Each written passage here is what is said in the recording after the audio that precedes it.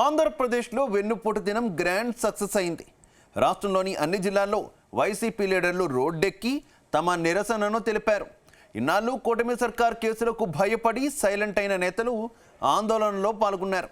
అయితే వెన్నుపోటు దినంలో మాజీ మంత్రి ఆర్కే రోజా తన మార్కు చూపించారా? ఇంతకీ ఆమె ఏం చేశారు?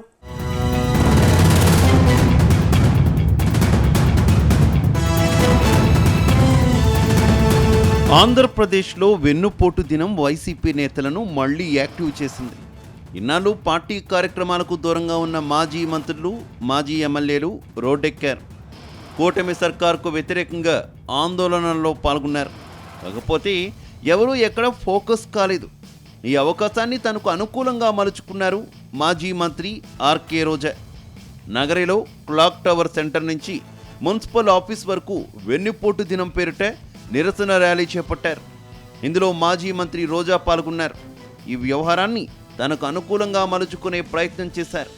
ప్లకార్డులపై సూపర్ 6 లేదు, హామీలు లేవు, మేనిఫెస్టో మూలకి అంటూ ప్లకార్డు పట్టుకుని నిరసనకు దిగారు. అంతేకాకుండా వెరైటీగా చెవిలో పువ్వులు పెట్టుకున్నారు. రోజాతో పాటు వైసీపీ నేతలు కూడా చెవిలో పువ్వులు పెట్టుకొని అందరినీ ఆకర్షించారు. అయితే వైసీపీ అధికారం కోల్పోయాక చాలా రోజులు సైలెంట్గా ఉన్న ఆర్కే రోజా ఇప్పుడు వినూత్నంగా నిరసన తెలపడంపై రకరకాలుగా ప్రచారం జరుగుతోంది.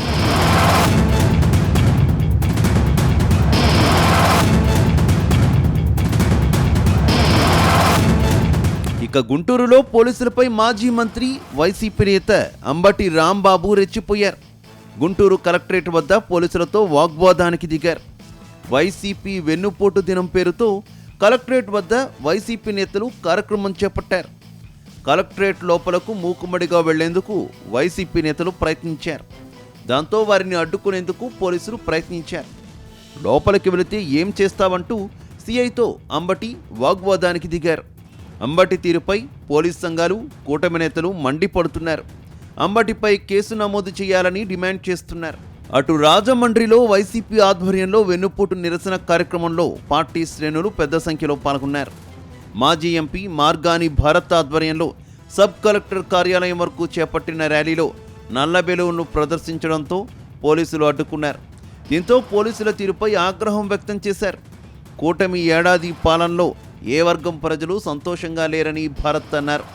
పవన్ కళ్యాణ్ సూపర్ 6 హామీలపై ఎందుకు మాట్లాడడం లేదని, వాలంటీర్లకు అన్నగా ఉంటానని ఇచ్చిన హామీ ఏమైందని ప్రశ్నించారు. మరోవైపు జిల్లా వైసీపీ అధ్యక్షుడు వేణు ఆధ్వర్యంలో రాజమండ్రి కలెక్టరేట్ వరకు ర్యాలీ నిర్వహించారు.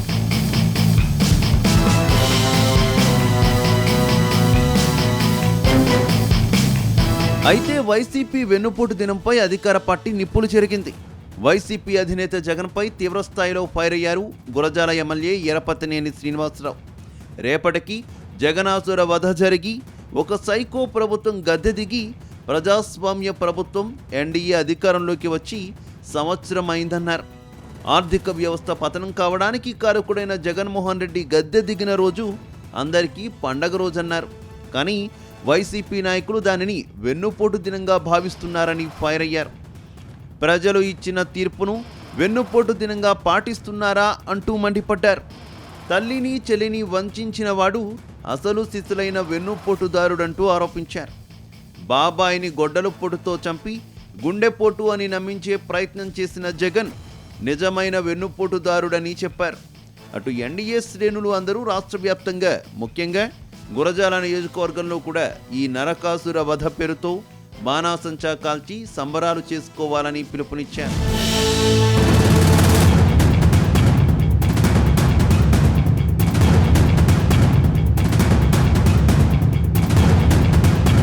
మొత్తం మీద వెన్నుపోటు దినానికి వ్యతిరేకంగా టీడీపీ నేతలు రంగంలోకి దిగారు.